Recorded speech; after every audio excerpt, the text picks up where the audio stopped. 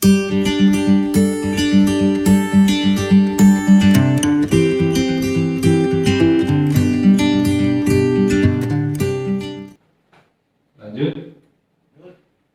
Nah, ini bagian ketiga dari diktum. Tadi yang pertama apa?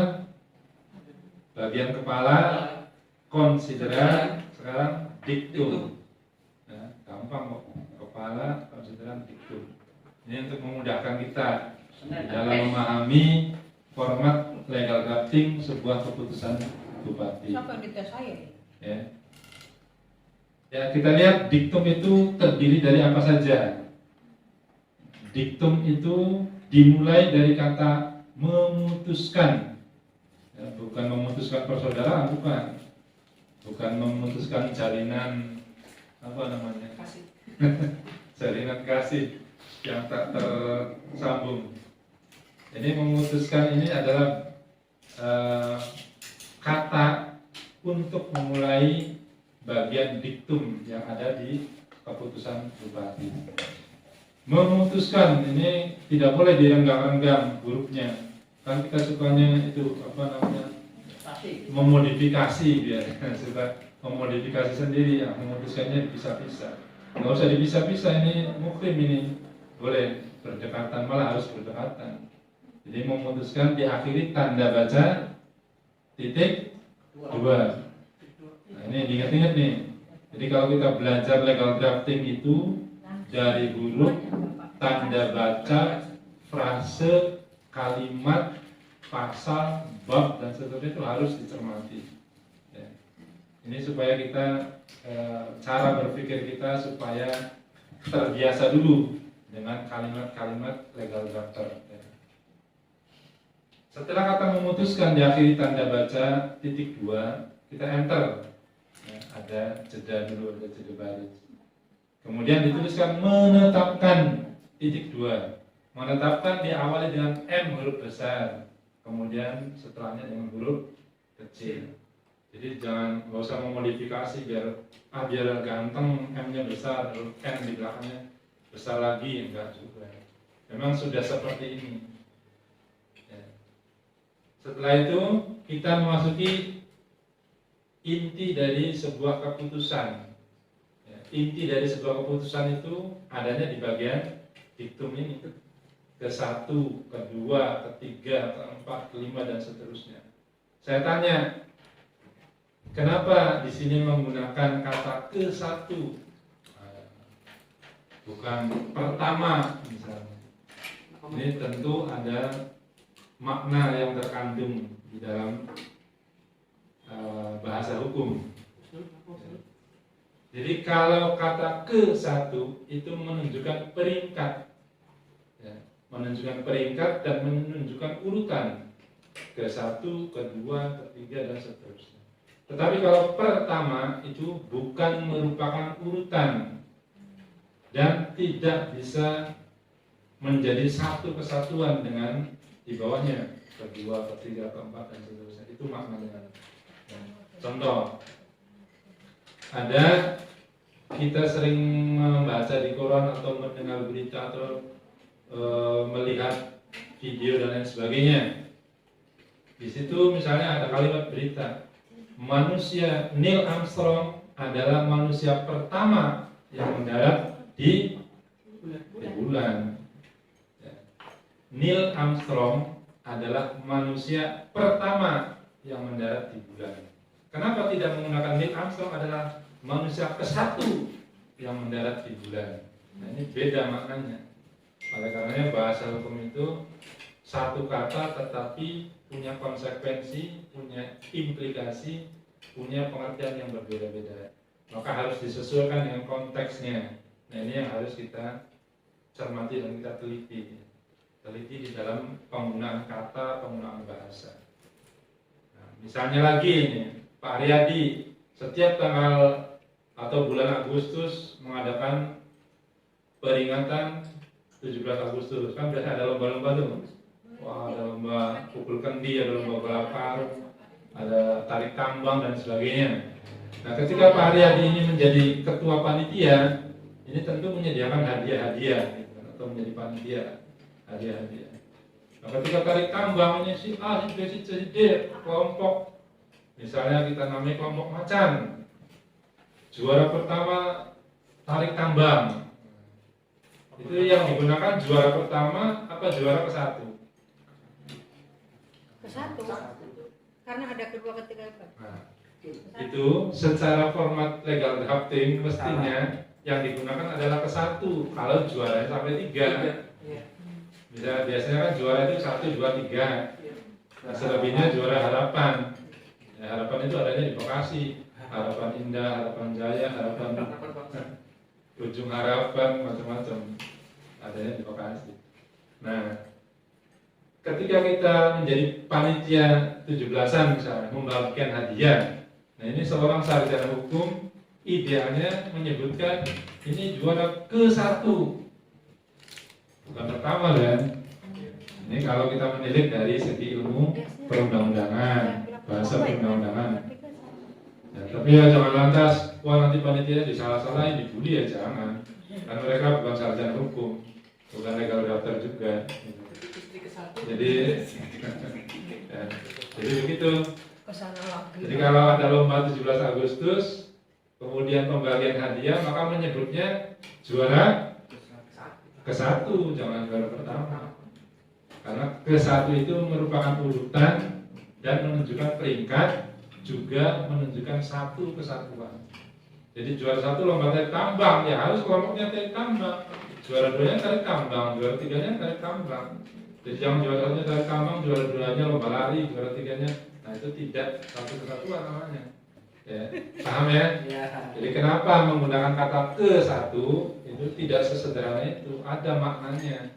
Ya, ada makna di dalam bahasa hukum. Nah, terus apa saja isi dari masing-masing diktum itu? Ke-1, kedua, ketiga. Nah, ini coba kita contohkan di sini yang rutin kita biasa buat itu adalah SK tim. Biasanya kan gitu tuh.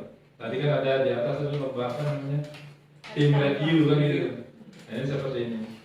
Nah, coba kita cermati satu persatu isinya apa sih di dalam setiap diktum itu. Nah, yang saya contohkan ini adalah SK tim. Kemudian di situ ke-1. Nah, ke-1 itu ya, isinya adalah lazimnya menegaskan judul. Ya, penegasan dari judul yang ada di muka di depan itu. Kalau judulnya pembentukan tim, maka diktum ke-1-nya berbunyi membentuk tim. Kalau di atasnya misalnya pembentukan panitia, maka diktum ke-1-nya adalah membentuk panitia. Konteksnya diktum ke-1 ini harus selaras dengan judul. Kemudian ada lampiran juga biasanya di dalam SK itu. Jika di dalam SK itu memuat lampiran, maka cantumkan lampiran itu di diktum. Ini yang saya contohkan SK tim. Soalnya kalau di atasnya pembentukan, berarti diktumnya adalah membentuk. Membentuk tim koordinasi kerjasama daerah Kabupaten Indramayu tahun 2021 dengan susunan tim sebagaimana tercantum dalam lampiran keputusan ini. Nah, ini untuk menyambungkan, jangan sampai di dalam produk hukum itu ada lampiran tetapi di dalam diktumnya tidak mewadahi atau tidak ada kata sambungnya atau tidak ada kalimat delegasinya. Nah, setelah kita menyatakan bahwa dalam diktum ke-1 itu membentuk tim, nah, pada diktum kedua itu kita jelaskan tim yang kita bentuk itu kerjanya apa, menggawainya apa. Nah, jadi kita cantumkan di diktum kedua ini. Tim sebagaimana dimaksud pada diktum ke-1, nah ini bentuk kalimat baku nih harus dihafalkan. Sebagaimana dimaksud pada, sebagaimana dimaksud dalam, nah, ini harus kita pahami nih maknanya. Ya. Kemudian menulis diktum ke-1 pada diktum kedua ini huruf D-nya diawali dengan huruf besar. Ke-1-nya semua huruf besar, huruf kapital ya, seperti itu. Mempunyai tugas sebagai berikut, bla bla bla bla bla, 1, 2, 3 dan seterusnya.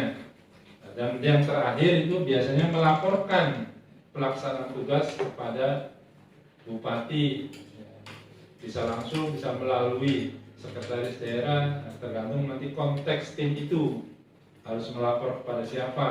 Kalau harus kepada bupati berarti penyampaian laporannya harus kepada bupati. Tapi kalau misalnya bisa disampaikan melalui, ya boleh kepada bupati melalui sekretaris daerah, misalnya seperti itu.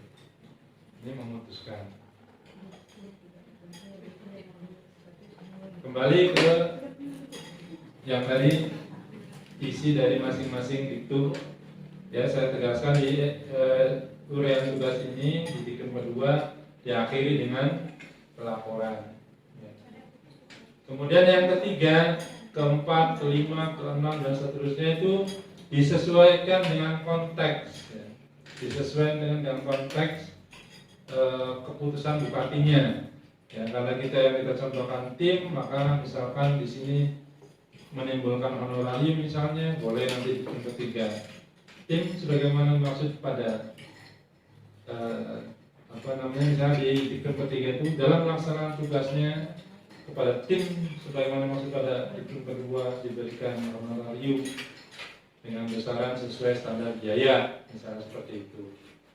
Itu yang lazim kita buat. Ini yang paling banyak seperti itu modelnya. Maka yang saya contohkan itu dulu supaya mudah dipahami. Nah, kemudian apabila keputusan bupati itu menimbulkan biaya, ada sumber anggaran atau berbentuk kegiatan, program kegiatan, itu biasanya bersumber dari APBD.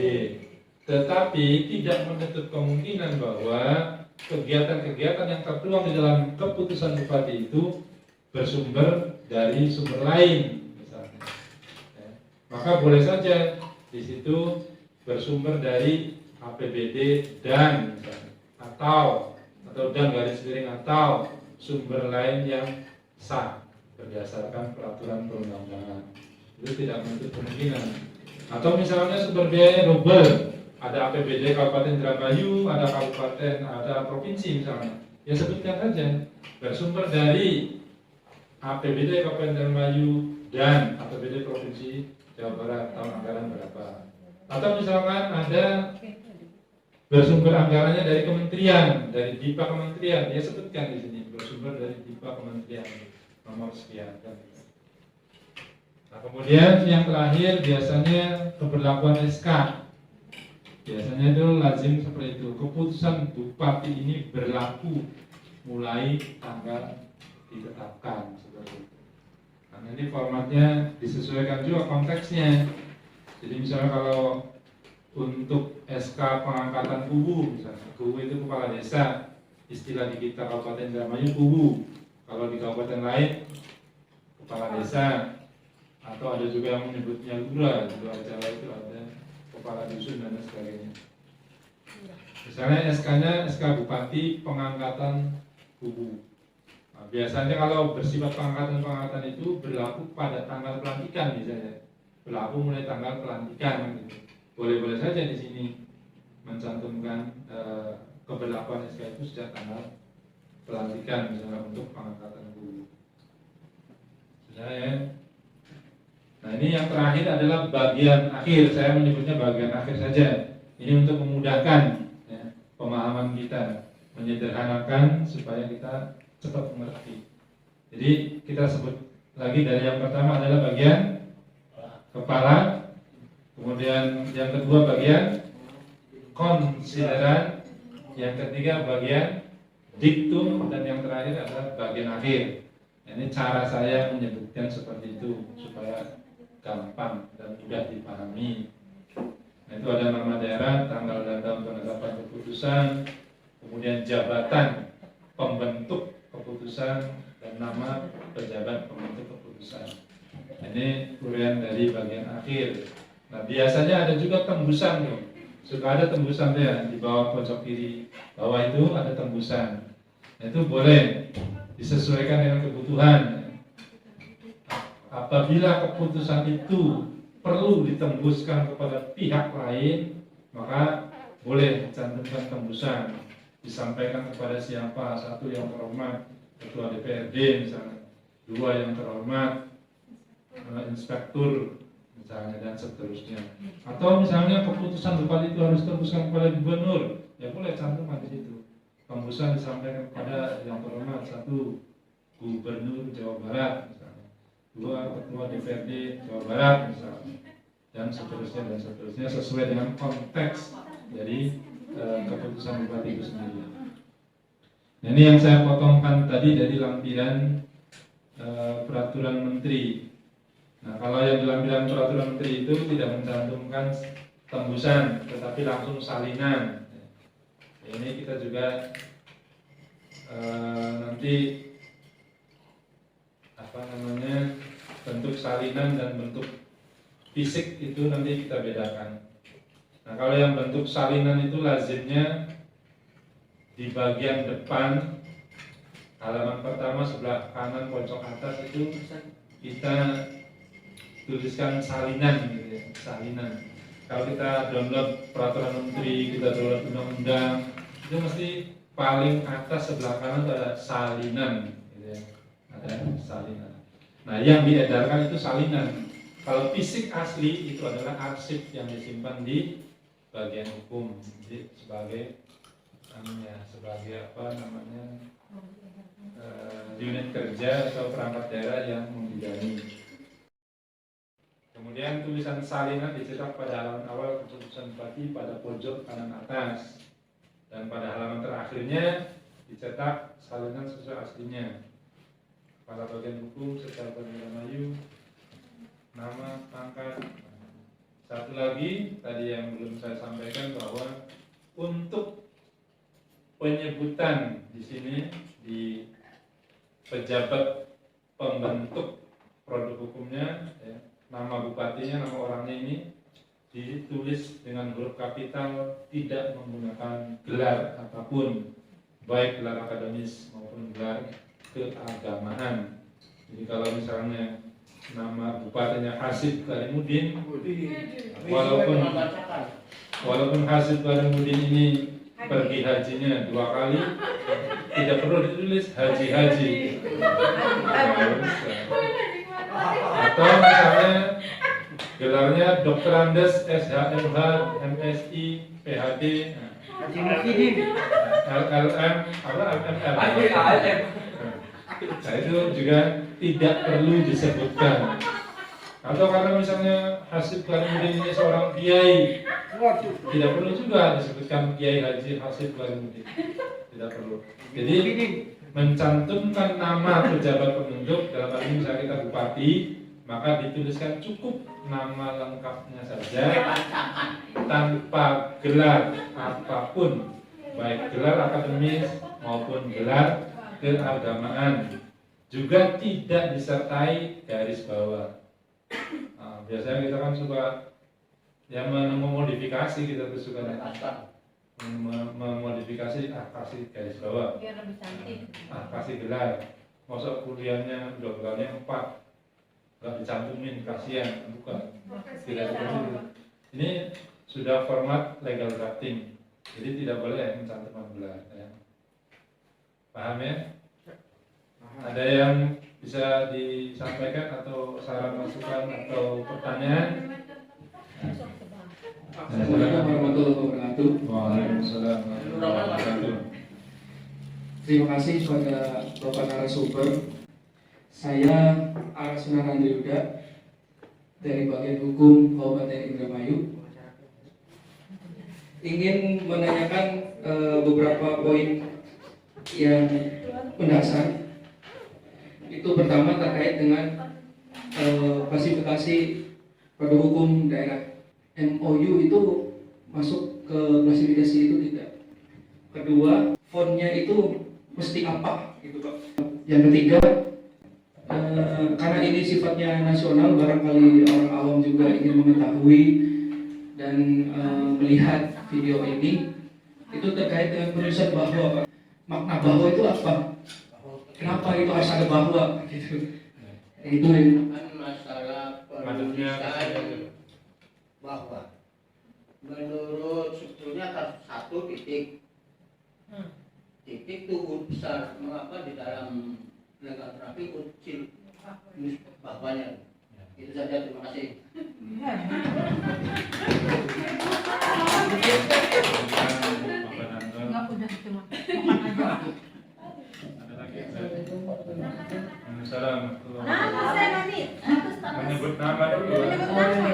Nama saya Bang Kevin. Pengen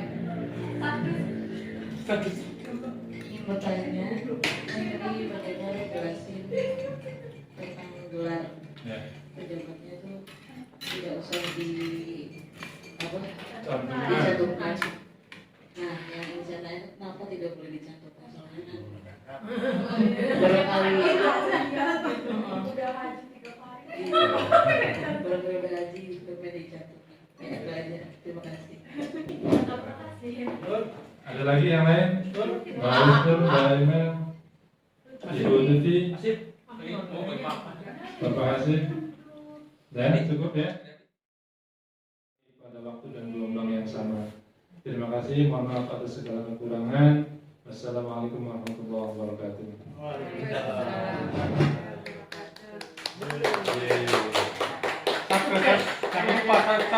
Jangan Like, comment, share, and subscribe. saya belum tahu urutannya.